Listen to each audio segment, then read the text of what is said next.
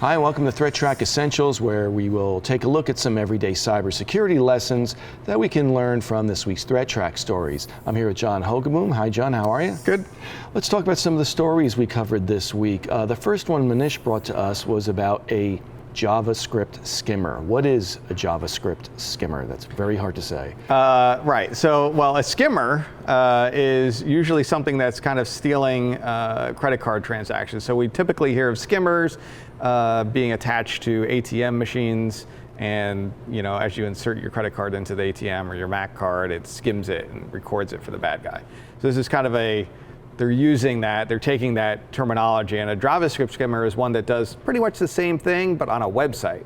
So as you enter your credit card details into the website, there's some malicious JavaScript payload that's been put into the page, inserted in there by a bad actor, and it harvests that credit card information and then sends it to the bad guy so that he has your credit card information. And this one was very hard to detect because of a certain feature it had, right? Yeah, it had an interesting feature. They didn't give a lot of detail about how this works or its persistence mechanism, but after it executes and steals the credit card information, it has some way to clean itself up and remove itself from the HTML page, so that if the owner of the website goes and he looks at the web page and he doesn't see anything in there. He doesn't see the malicious JavaScript in there anymore. So it's an interesting technique and definitely helps evade detection. Now, a lot of people may have websites out there where they take credit card transactions. So for those folks, what advice can we give them? I think probably one of the best advice, especially if you're a small kind of e-commerce website, is to take that financial processing and use some sort of fully hosted credit card transaction system. So you do your web shopping cart that you might have, and then when they're ready to check out and pay for it, send them over to, there's a bunch of different services out there that do like the fully hosted, handle all the credit card transaction processing, and then they credit you some other way.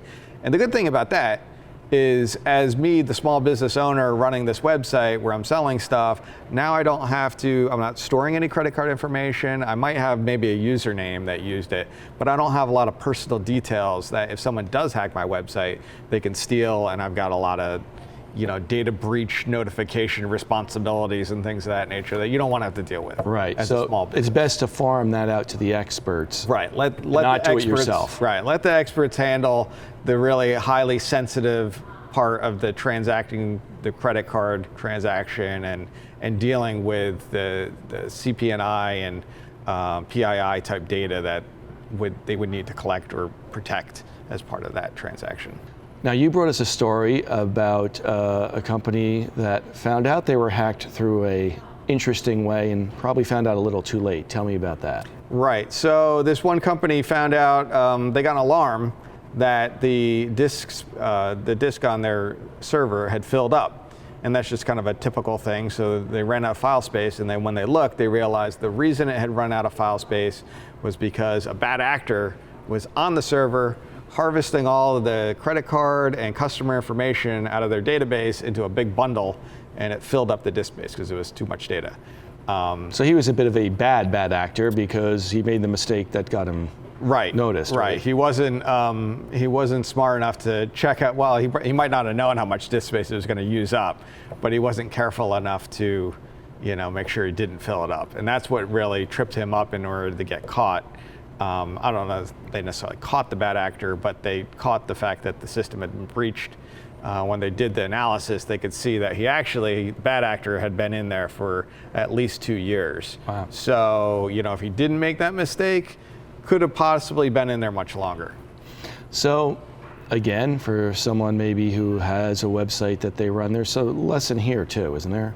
Yeah, I would say the lesson here is a lot of people, especially in like Linux environments and things of that nature, where you do run a lot of your data storage and website stuff, they don't consider any kind of endpoint solution. So I would recommend to people to have some sort of endpoint file integrity checking that's looking to see or presence of malware artifacts like web shells, things of that nature, and even just like audit log collection to track who's been logging in, who's been accessing the system, and making sure that nobody that shouldn't be in there has gotten in. And you're also looking for new files and changes on your server, right? Right. So there's some software out there like Tripwire and some of these other types of software. There's some other vendors out there, but they'll do some file integrity checking to look at certain directories where files shouldn't ever change, and if they do, then they know something's up. That's a red flag. And that would be a red right? flag. And probably I would venture to guess that if they had something like that running in this situation, they would have picked up the fact that somebody was in there up to no good in terms of what they were doing. Now, there was another story Manish brought us about an APT group. Tell us, what is an APT group? So an APT group is literally is called an Advanced Persistent Threat Group. And the reason they call that is because they're advanced in that their techniques they use are very advanced compared to some of the other traditional criminal actors out there in cyberspace. They're persistent because usually when they get into somebody's organization's network, they're very quiet. They stay below the threshold. They're careful. Unlike the guy who filled up the disk space, typically these guys are not going to make that kind of mistake. They're going to stay really Hence the under term the advanced. radar. Right. So they're advanced. They're persistent in that they stay in for a very long period of time under the radar, and they're a threat. So that's basically what an APT stands for. Usually we attribute them to nation-state actors. Either a country, an advanced actor from any of the countries like Iran, North Korea, Russia, China, United States. We all probably are considered APT actors in some respect against other countries. But even still, there are some other financial groups that probably get the APT label, like the Fin7s of the world, which are really targeting, they're very clever actors who do credit card, point of sale type theft. Now, in this story, they used a VPN, which usually we talk about as a secure connection, a virtual private network, but they were using that to what? To tunnel into someone's system, or is that? Tell me about the story.